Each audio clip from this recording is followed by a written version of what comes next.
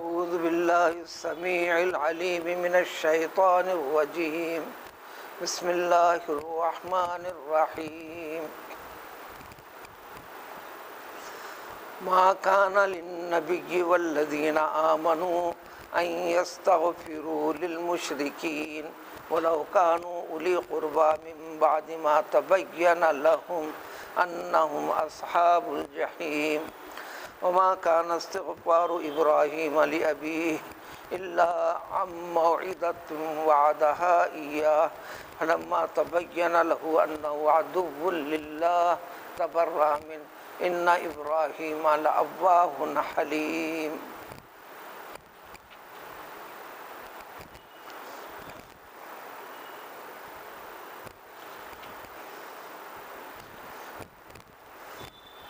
اللہ تعالیٰ نے انسانوں کو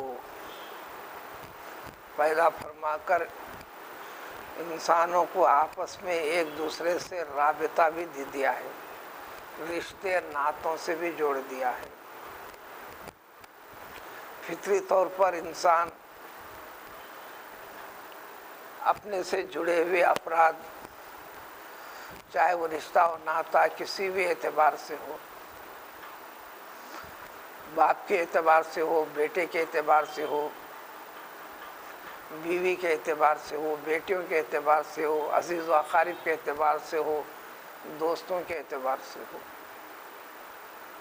یہ رشتے اور ناتوں کے ساتھ اللہ تعالیٰ نے دنیا میں انسان کو جوڑ کر رکھا ہے۔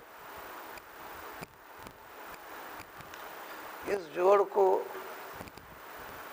صحیح اگر جوڑ کے ساتھ رہے تو اسی جوڑ کو اللہ تعالیٰ قیامت میں بھی باقی رکھنے کا اعلان فرمایا ہے۔ قرآن میں جگہ جگہ کئی مقامات پر اس پہلو کی وضاحت کی گئی ہے۔ جو فطری تعلق، ربط اور ناتا اللہ کا دیا ہوا ہے، اِنَّا جَعَلْنَاكُمْ شُعُوبًا وَقَبَائِلَ لِتَعَارَفُوا،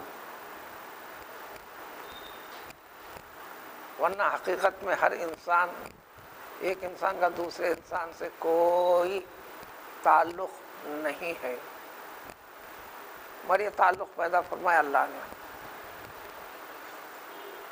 خود اللہ نے فرما دیا کہ ہم نے سارے انسانوں کو خاندانوں میں، قبیلوں میں، فرقوں میں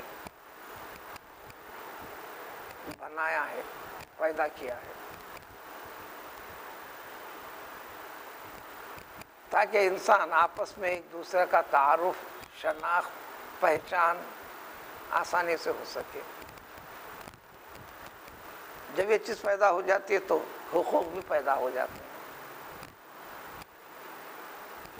حقوق کی بنیاد پر مستقل سبق ہے قرآن میں، اس سبق کو سمجھنا بھی دین کے اوپر قائم رہنا ہے۔ دین کا تعلق صرف اور صرف نماز سے نہیں ہے، سارے اعمال کو کنٹرول اور قابو میں لانے والی چیز نماز ہے۔ ہر چیز کی طرف دھیان پیدا کرنے والی چیز، ذمہ داری کا احساس دلانے والی چیز، اپنے رب کو حاضر و ناظر جاننے اور ماننے کا سبق سکھانے والی چیز یہ نماز ہے۔ نماز صحیح اسی وقت ہے جب اس سارے کے سارے معاملات کے اندر یہ حقوق اور ذمہ داریاں اور طریقے زندگی اس کو سمجھ کر اختیار کر لیتا ہے تو اس کو کہتے ہیں کہ اب اس کی نماز مکمل ہوئی۔ مکمل نماز یہ ہوئی۔ تو نماز کا مطلب ہوا طریق دین، وہ طریقہ جو اللہ نے فرمایا کہ ان الدین عند اللہ الاسلام، اس کی وضاحت پیغمبر محمد صلی اللہ علیہ وسلم کو اللہ تعالیٰ نے کروائی، تربیت دی، تعلیم دی۔ پیغمبر کو حکم دیا کہ دیکھو 5 نمازیں آخر میں فرض کر دی گئی ہیں۔ بات تھی فجر سے پہلے کی، واقع معراج، لیکن آپ نے نماز ادا نہیں کی۔ جب تک اللہ تعالیٰ نے نماز کا طریقہ نہیں سکھایا، نہیں بتایا، جبریل امین علیہ الصلوۃ والسلام کو بھیج کر جبریل امین علیہ السلام نماز پڑھاتے تھے، حضور صلی اللہ علیہ وسلم پڑھتے تھے، حضور صلی اللہ علیہ وسلم کی اقتداء میں صحابہ کرام رضوان اللہ تعالی علیہم اجمعین پڑھا کرتے تھے۔ اس طرح مکمل 2 دن تک، سب سے پہلے دن پہلی نماز ظہر سے شروع ہوئی، اول وقت میں پڑھائی گئی۔ دوسرے دن اس نماز کے آخر وقت میں پڑھائی گئی۔ پھر تاکید کر دی گئی جو پہلے دن پڑھی گئی تھی وقت نمازیں، ہر نماز کا وقت وہاں سے شروع ہوتا ہے۔ دوسرے دن جو نمازیں پڑھائی گئی بتایا گیا کہ ہر نماز کا آخر وقت انتہائی وقت یہ ہے۔ تربیت، طریقہ، سلیقہ سکھا دیا۔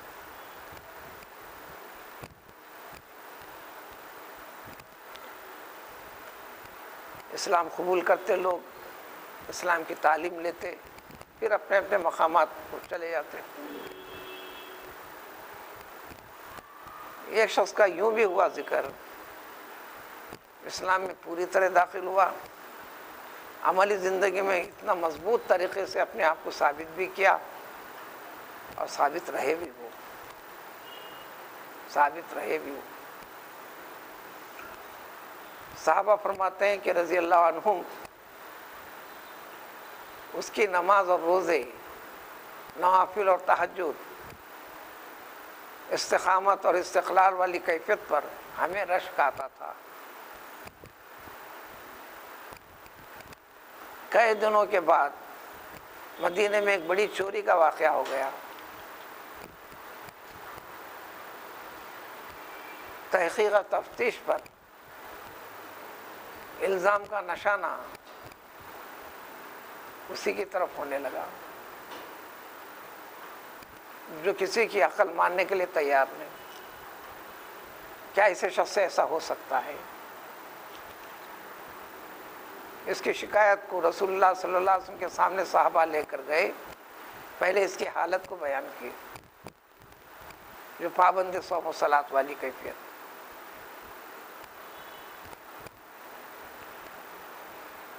ابھی چوری وغیرہ سے متعلق احکام نازل ہوئے نہیں تھے۔ بعد میں اس بڑی چوری کا تذکرہ اس کی طرف منسوب کر کے فرمایا، ذکر کیا گیا تو آپ نے فرمایا جیسا تم شہادت دے رہے ہو اس کی نیک اور صالح زندگی کی، دینی معاملات میں استقامت کی، پھر یہ اس چوری کی نسبت اس کی طرف تو حضور صلی اللہ علیہ وسلم نے فرمایا اس کی نماز اور روزہ، دین کی استقامت ایک دن اس کو چوری سے بھی دور کر دے گی۔ پھر نماز کا تعلق ہے کیا؟ دین کی ہر چیز کے اوپر قابو پانے کی چیز، اس پر قائم دائم رہنے کی چیز، یہ نشانے کی تکمیل ہوئی تو اب اس کی نماز مکمل ہوئی۔ جب یہ مفہوم سمجھنے کے بعد قرآن کی آیت کا مفہوم واضح طور پر اتر جائے گا، ان الصلاۃ تنہی عن الفحشاء والمنکر، ہر قسم کے گناہ، ہر قسم کی بے حیا کی چیزوں سے روک دینے والی چیز کا نام نماز ہے۔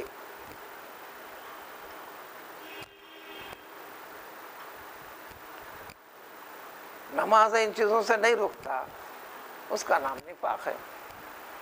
قرآن کا سب سے بڑا حصہ بشکل مسلمان جو اس قسم کی خرابیاں ہیں انہی کی وضاحت ہے۔ الغرض وہ ایک مضمون ہے۔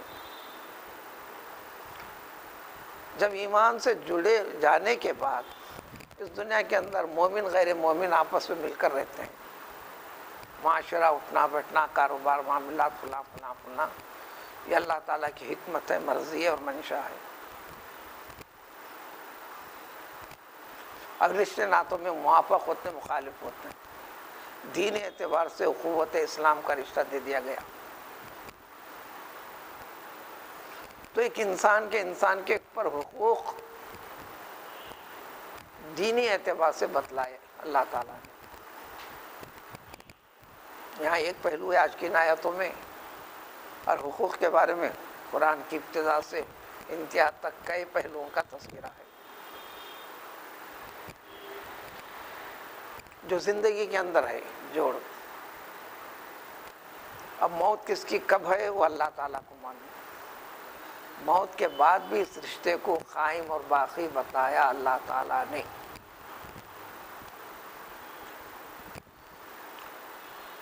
اسلام نے یہ بھی بتا دیا من مات فقد قامت قیامتہ او کما قال النبی علیہ الصلاۃ والسلام. جو شخص مر گیا جس دن اس کی روح قبض ہو گئی اس کے حق میں قیامت، اس کے لیے قیامت قائم ہو گئی. ایک عام قیامت ہوں گی جب ہوں گا وقت انفرادی طور پر ہر انسان کی زندگی کی انتہا، اس کے حق میں وہ قیامت ہے.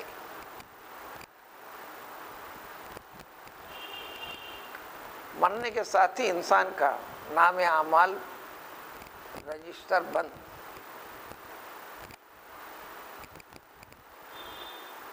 لیکن یہ بھی بتایا کہ تعلق قائم باقی ہے. ایک اعتبار سے عمل کا فائدہ مردے کو ہوتا ہے. چند آیتوں پہلے وضاحت گزر گئی. لا تصلی علی احد منہم مات ابدا ولا تقم علی قبرہ کے تحت وضاحت تفصیل کے ساتھ بحث گزری. ایمان سے رشتہ ناتا اگر ختم ہو گیا، اگرچہ کہ تمہارا تعلق کسی بھی اعتبار سے ہو، اس کی قبر کے اوپر کھڑے رہ کر دعا مت کرو، اس کی نماز جنازہ نہ پڑھو. نماز جنازہ کیا دعا ہے؟ یعنی غیر مسلم کی. تو خود حکم دے دیا کہ مسلمان کی جنازہ پڑھو، اس کی قبر کے پاس جاؤ، قبر کے پاس کھڑے رہو، اس کے لیے دعا کرو. زیارت قبور میں صرف ایک ہی چیز ہے کہ دعا کرنا ہے. یہ غلط فہمیوں کو دور کرنا ہے کہ مردہ ہم کو دیتا ہے. یہ غلط فہمی ہے، تعلیم و تربیت کی کمی ہے. جو حقیقت کو جانتے ہیں ان کے اوپر وبال ہے، ان کی تربیت کرنا ہے. نہ کرنے پر وبال ہے. قرآن میں یہ واقعات کو بھی کئی جگہ ذکر ہے. ایسے نیک اور صالح قوم کے افراد کا بالکل نیک، بروں کو برا سمجھتے رہے. ہم کو کرنا کیا ہے، جانے دو جہنم میں، ہم کو کرنا کیا ہے، یہ سمجھ کر اپنے آپ کو خاموش اختیار کیے. اسی سورہ توبہ کی تفصیل میں گزری ہے، اس کی بھی تفصیلات گزری ہیں. اللہ تعالیٰ نے جب عذاب بھیجا تو ان کو بھی سب سے پہلے ان کو عذاب دیا. یعنی بتا دینا کام ہے، اس کا قبول کرنا، انہیں ہدایت پر آنا نہ آنا یہ بندے کے اختیار میں نہیں.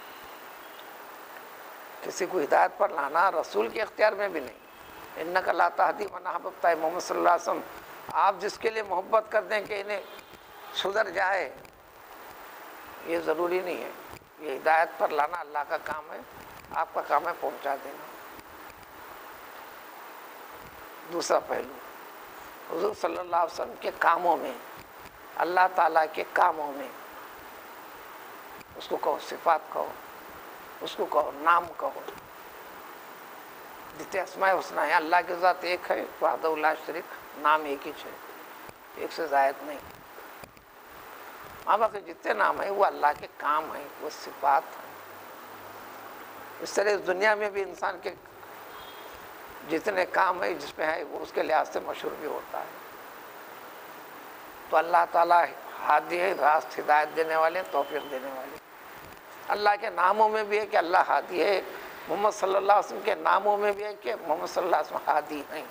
ہادی کا ترجمہ ہدایت دینے والا. اللہ تعالیٰ ہدایت دینے والے، توفیق دینے والے ہیں. رسول اللہ صلی اللہ علیہ وسلم اللہ کے کلام کے ذریعے سے ہدایت کا راستہ بتانے والے ہیں. الغرض، تو آج کی اس آیت کے اندر دو ذمہ داریاں بتاتے ہیں. ذمہ داریاں کو سمجھنے سے پہلے صرف ترجمہ.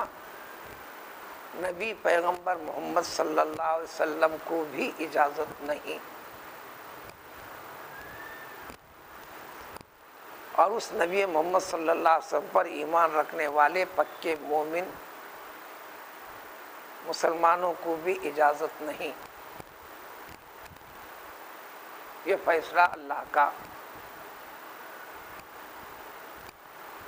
کہ وہ غیر مسلم کے حق میں مغفرت کی دعا کریں.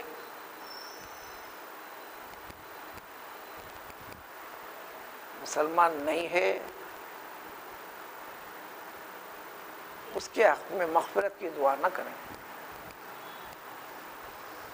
جو مسلمان نہیں ہے اگرچہ کہ وہ تمہارے رشتہ داری میں یا دوستی میں تعلقات میں سب سے زیادہ گہرا تعلق ہوتا کیوں نہیں، چاہے وہ رشتہ بحیثیت باپ کا ہو یا بہن کا ہو، بھائی کا ہو، بیٹے کا ہو، یا پرورش کرنے والے اس کو باپ کہتے ہیں، والد نہیں.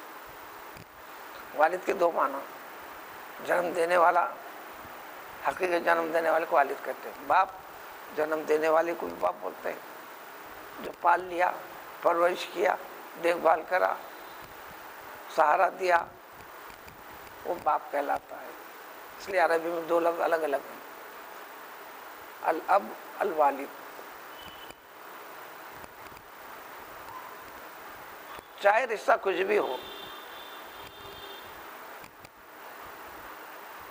تب یہ بات معلوم کب ہونا، بغیر اسلام کے مر گیا تو بات پکی ہو گئی. مسلمان نہیں تھے، اسلام کو چھوڑنا چاہے کوئی بھی مذہب ہو، وہ سب کے سب کفر ہے، شرک ہے.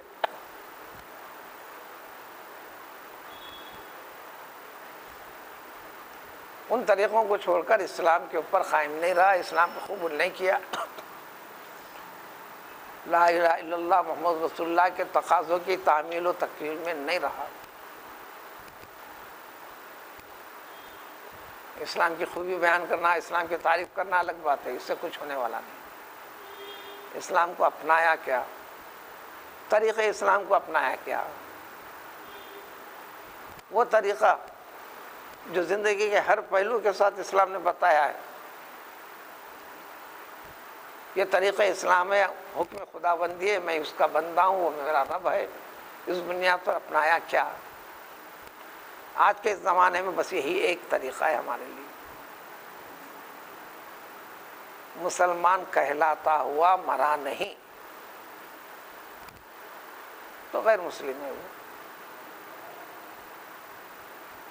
یہ مرنے والا تمہارا رشتے میں چاہے کچھ بھی ہو، قریب سے قریب تر ہو، وغیرہ وغیرہ. یہاں تو اولی قربا ذکر ہے، قرآن کی دوسری آیاتوں میں اور وضاحت ہے. الاخلاء یومئذ بعضهم لبعض عدو الا المتقین. کبھی خاندانی رشتے سے بڑھ کر دوستانہ تعلق پیدا بھی ہو جاتا بعض کے پاس، اس کی بھی وضاحت کر دیا اللہ تعالیٰ، اس کی بھی وضاحت کر دیا اللہ. یہ سارے رشتے ناطے کی بنیاد ایمان کی بنیاد پر ہے. تو ایک سبق آج کی اس آیت سے ہے، مر گئے بول کر خاموش مت بیٹھو. قرآن نے جگہ جگہ اس کا سبق بھی دیا ہے.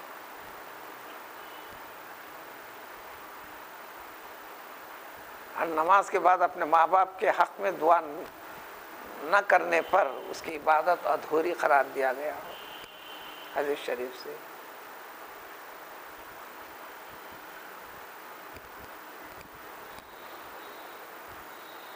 طریقے انبیاء کرام علیہ الصلوۃ والسلام کا بھی ذکر فرمایا، جو اپنے ماں باپ کے حق میں دعا کرتے رہے. رب اجعلنی مقیم الصلاۃ ومن ذریتی ربنا وتقبل دعا ربنا اغفر لی ولوالدی وللمؤمنین. میرے ماں باپ، سارے مومن بھائی. ربنا اغفر لنا ولاخواننا الذین سبقونا بالایمان. دنیا کی ابتدا سے جب سے انسان اس دنیا میں آیا ہے، جو مومن ایمان پر قائم رہے ہیں، جو گزر چکے ہیں، ان تمام کے حق میں بھی مغفرت کی دعا جو قرآن نے کہا.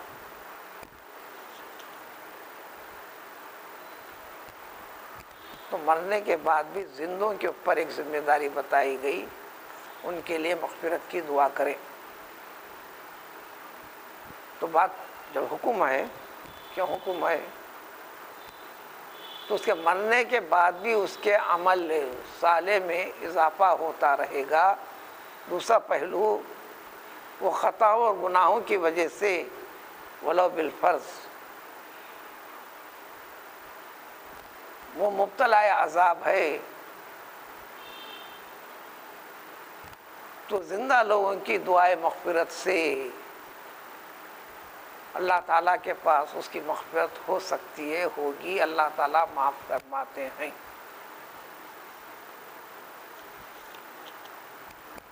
جب زندہ اپنے مردوں کے حق میں کرتا ہے، وہ مردہ ہونا مومن، غیر مومن کو ہٹا دیا گیا۔ دوسرا پہلو، دعا کے لیے دعا لگنے کا ایک محل ہونا۔ آپ کسی کو پتھر مارنا چاہ رہے ہیں، جس کو مارنا چاہ رہے انہیں حیش نہیں، بس پتھر پھینک رہے ہیں، لگے گا نہیں۔ جس کو مارنا ہے وہ تو موجود ہو، پھر پتھر پھینکے تو اس کو لگے۔ پتھر لگنے کے لیے اس کی ایک جگہ ہونا، محل ہونا، اس لیے دعا کے لیے بھی محل ہونا۔ مسلمان کے لیے بتا دیا گیا کہ یہ ایمان اس کا محل ہے،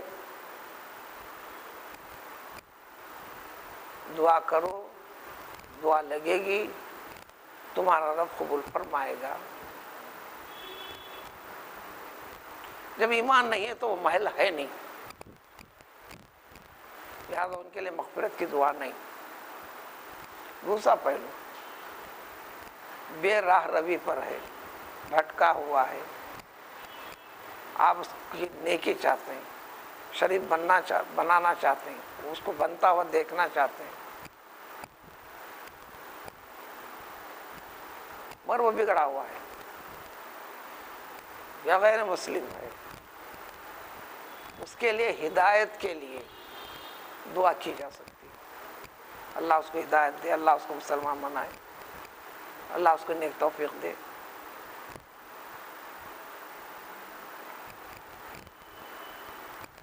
یہ دعا ہو سکتی ہے، یہ اجازت ہے۔ موت کے بعد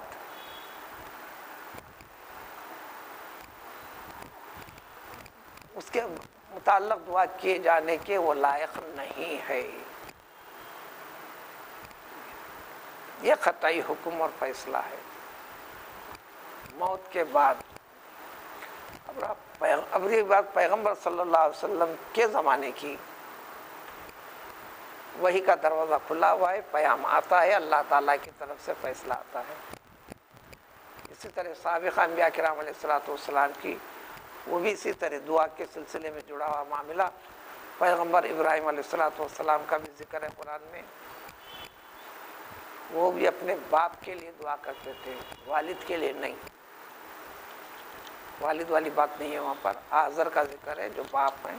قرآن نے اب کا ذکر کیا ہے، فَإِذْ قَالَ إِبْرَاهِيمُ لِأَبِيهِ آزر، لِأَبِيهِ آزر، لِأَبِيهِ آزر، لِوَالِدِهِ آزر نہیں۔ ان کے والد کا نام آزر نہیں تھا، وہ چچا تھے۔ ان کے والد کا نام تھا تارخ، تا الف را خا وغیرہ۔ وہ مستقل بحث ہے، سینکڑوں صفحات کے اوپر علماء دین اس مسئلے میں پڑے ہوئے ہیں۔ بیسوں کتابیں اپنے اپنے طریقے سے لکھی گئی ہیں، چھپی ہوئی ہیں وغیرہ۔ تو انبیاء کرام علیہ الصلوۃ والسلام نے بھی دعا کی، ہمارے پیغمبر صلی اللہ علیہ وسلم نے بھی اپنے ماں باپ کے لیے دعا فرمائی۔ تمام ایمان والوں کو حکم ہے کہ اپنے ماں باپ کے حق میں نیک چاہو، دعا کرو، لیکن شرط ہے کہ اگر وہ کافر ہیں، یہ بات طے شدہ ہے، وہ ایمان بتائے گا موت کے وقت تک کی کیفیت۔ ایمان نہیں لائے ہیں تو ان کے حق میں دعا نہیں کرنا، دعا نہیں کرنا۔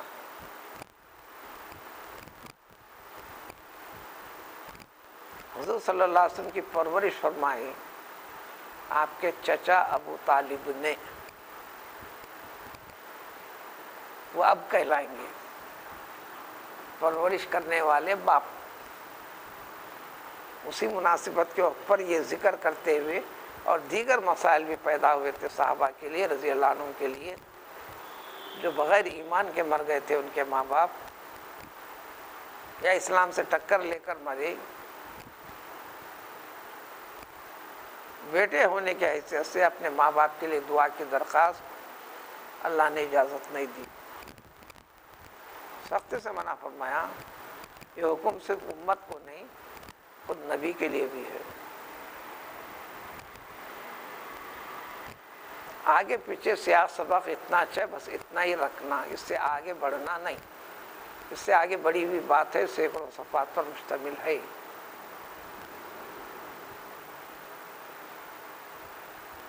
حضور اکرم صلی اللہ علیہ وسلم ابھی پیدا ہوئے نہیں تھے، ماں کے پیٹ میں تھے، والد کا تو انتقال ہو گیا، حضرت عبداللہ کا۔ کام کی غرض سے نکلے ہوئے تھے مکے سے،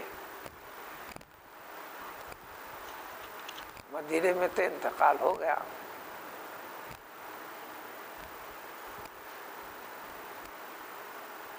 حضور صلی اللہ علیہ وسلم کی ماں حضرت آمنہ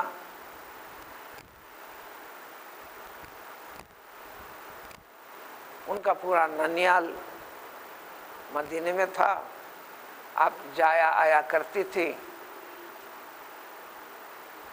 حضور صلی اللہ علیہ وسلم کو ساتھ لے کر گئی تھیں، بچے تھے، مدینے سے لوٹ رہی تھیں مکے کے لیے، درمیان میں بیمار پڑی، انتقال ہو گیا۔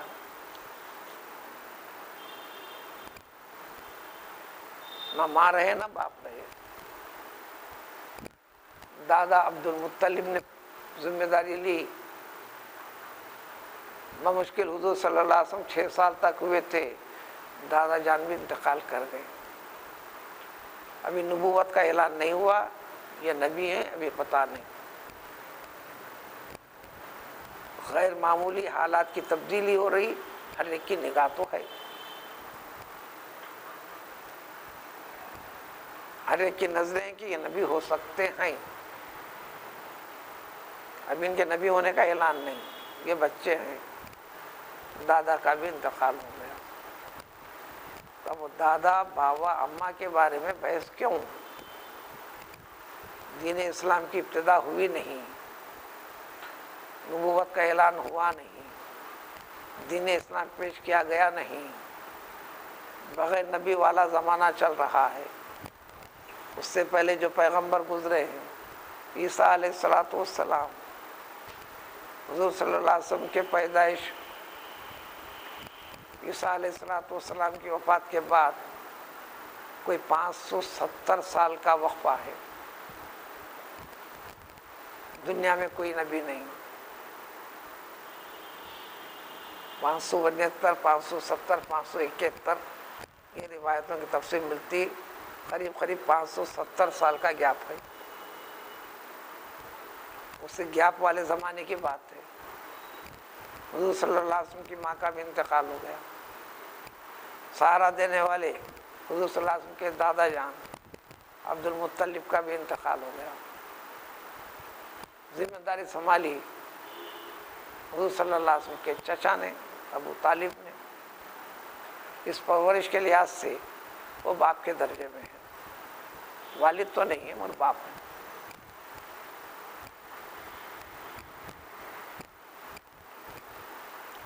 آپ کا کلمہ توحید کے اقرار کے لیے آپ آخر سانس تک بھی آپ تمنا میں رہے۔ جب ان کا دین اسلام ظاہر نہیں ہوا، محبت فطری طور پر یہ تھی، اور حضور اکرم صلی اللہ علیہ وسلم کے لیے اتنا کچھ کیے کہ کسی اور نے نہیں کیا۔ ساری مملکت عرب، سارے قبائل، سارے سرداروں سے، ان میں سب سے بڑے سردار تھے، ہر قسم کی مخالفت مول لینے تیار، لیکن اپنے بھتیجے پرورش کرنے کے اعتبار سے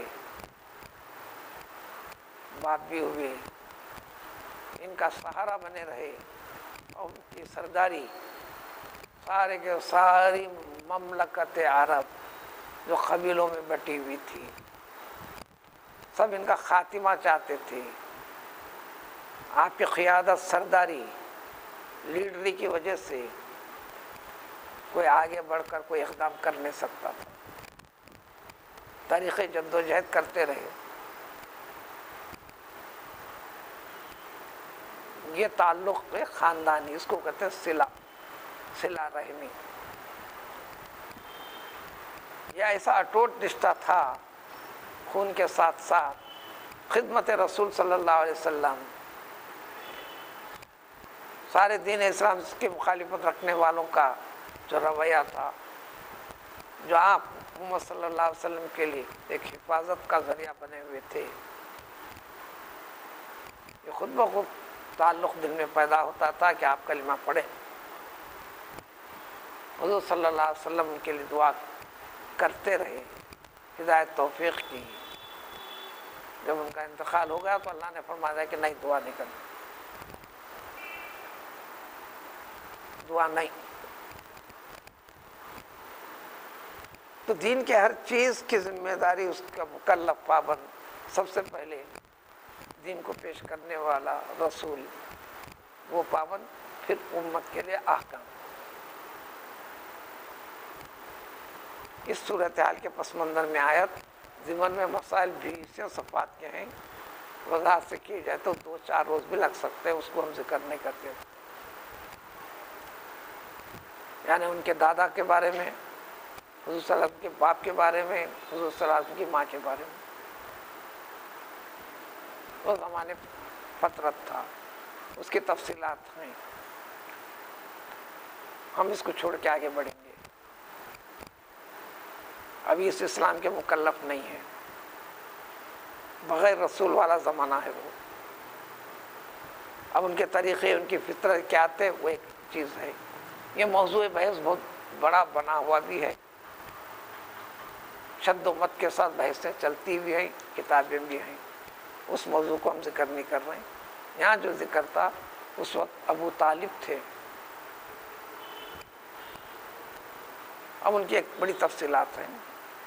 اسی طرح سارے مسلمانوں کو حکم دیا اللہ تعالیٰ، کسی نبی کو بھی اجازت نہیں، کسی مسلمان کو بھی، مومن کو بھی اجازت نہیں، غیر مسلم کے حق میں مغفرت کی دعا کرنے کی اجازت نہیں۔ دعا کرنے اللہ سے قبول کرنے والا وہ ہے۔ تو گیا حکم دیا کہ دعا کے لگنے کا محل بھی تو ہو، یہ محل ہی نہیں ہے تو لہذا تم دعا کیوں کرتے ہو بیکار۔ دوسرا اشارہ ہے کہ مومن کی دعا کو اللہ تعالیٰ رد نہیں فرماتے، جلد یا دیر سے، یہ بھی وضاحت اس کے اندر ہو گئی، اس لیے اس نے کہ دعا کرنے کا حکم دیا ہے۔ دوسری جگہ تو فرمایا ادعونی استجب لکم، کرو تم دعا مجھ سے، مانگو مجھ سے، پکارو مجھ سے، کہو مجھ سے، میں قبول کرتا ہوں۔ یعنی دعا قبول کرنے والی ذات ہے وہ، تو میں خدا کو پہچانا،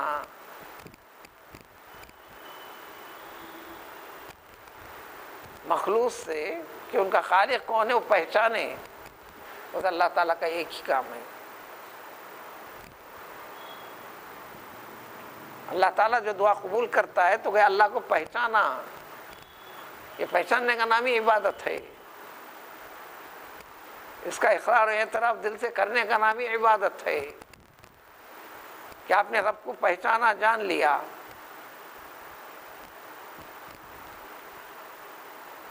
جہاں محل نہیں ہے دعا کا، کیوں کرتے ہو؟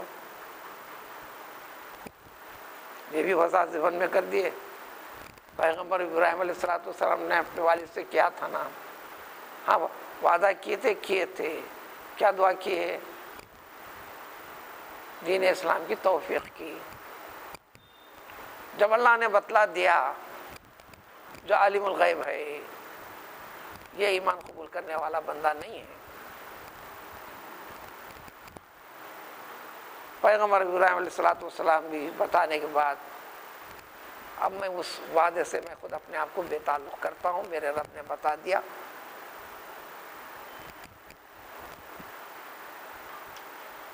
انہوں نے دعا نہیں کی. تو لہذا ایک مسئلہ تو یہ نکلا کہ ہر مسلمان کو اپنے مسلمان ماں باپ کے لیے سب سے زیادہ قریبی تعلق ماں اور باپ کا، اس کے ساتھ سب بھائی بہنیں سب ایمان والے. یہ حق ہے، یہ کرنا ہے، اور یہ چیز اللہ تعالیٰ قبول فرماتے ہیں. ان سے عذاب میں تخفیف کرتے ہیں، کم کرتے ہیں، معاف بھی کر سکتے ہیں. تو زندوں کے جانب سے مردوں کے لیے یہ ذمہ داری ہے. قرآن احکام ہیں، قرآن آیات ہیں، لیکن اس شرط کے ساتھ کہ ایمان کی شرط ہونا، ایمان سے تعلق نہیں. اب دوسرے تعلق چاہے دوستی کے اعتبار سے، رشتے خونی کے اعتبار سے صحیح، کچھ بھی قریب کا ہو، اگر اسلام نہیں ہے تو دنیاوی تعلق رابطہ ایک الگ چیز ہے، اس کے بھی احکام ہیں. اس کے پاس ان کے لیے دعا نہیں،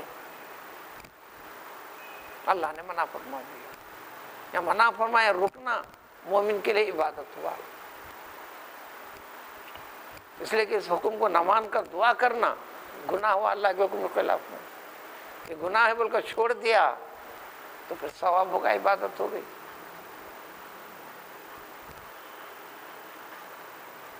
وضاحت بھی فرماتے ہیں من بعد ما تبین لہم، جب تمہارے پاس یہ بات واضح ہو جائے، کلیئر ہو جائے یہ دوزخی ہیں، یعنی اسلام کے پر مرے نہیں ہیں، تو اب مغفرت کے نام سے دعا نہیں. وہ اچھے تھے ہوتے تعریف کر لینا وہ الگ بات ہے، مغفرت کی دعا نہیں.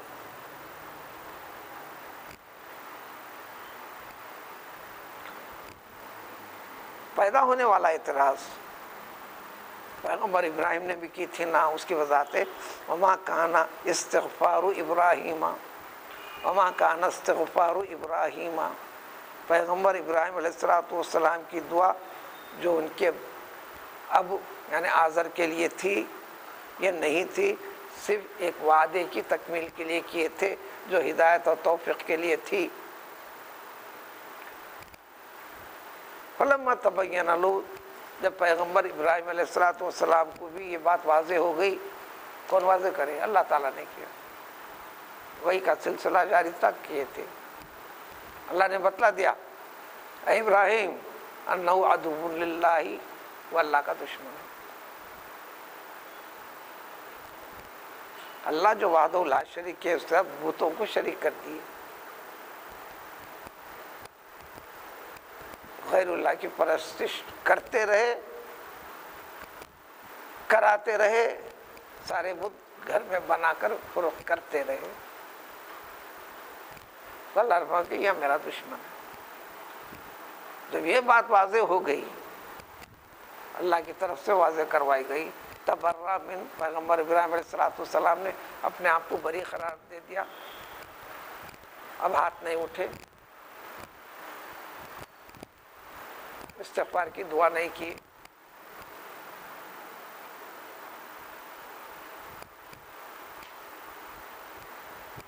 لیکن پیغمبر ابراہیم علیہ السلام اواہ حلیم تھے.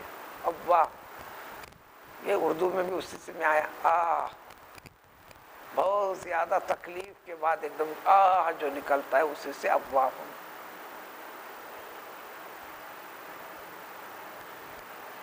بہت ہی درد اور تکلیف محسوس کرنے کے بعد ان کی آنکھ میں بہت چاہتے تھے، ان کی غلط راہ روی کے پر بڑے فکر مند تھے، اور حلیم بڑے بردبار تھے.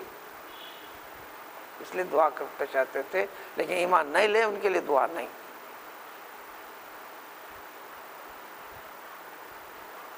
اب رہا، اب تک کرتے تھے نا، بعض صحابہ کے اس میں خیال آیا اگر اب ہم ان کے لیے دعا نہیں کرے، وہ ایمان پر نہیں مریں، لہذا مسلمان نہیں کافر ہے اگر کہے، تو اللہ تعالیٰ فرماتے ہیں کہ کسی بھی قوم کو اللہ تعالیٰ ان کے گمراہ ہونے کا حکم نہیں لگاتے۔ لفظی ترجمہ تھا گمراہ نہیں کرتے، یعنی گمراہ ہیں یہ، حکم نہیں لگاتے۔ کب تک؟ جب تک کہ ان کے پاس ہدایت کا راستہ بتانے والا کوئی آیا نہ ہو۔ جب بات پہنچ گئی اس کے بعد سیدھا کیا ہے اس پہ ٹکنا، غلط کیا ہے اس سے ہٹنا۔ اللہ تعالیٰ ان کو بیان کر دیا جو چیز سے بچنا ہے کیا ہے۔ اب بچ گئے یہ نیک ہیں، نہیں بچے تو پھر اب حکم لگے گا بتانے کے بعد، پہنچنے کے بعد، طریقہ اسلام واضح ہونے کے بعد۔ اب جو کچھ کرتے ہو ان اللہ بکل شیء علیم، اللہ تعالیٰ خوب و بہتر جانتے ہیں۔ صدق اللہ العلی۔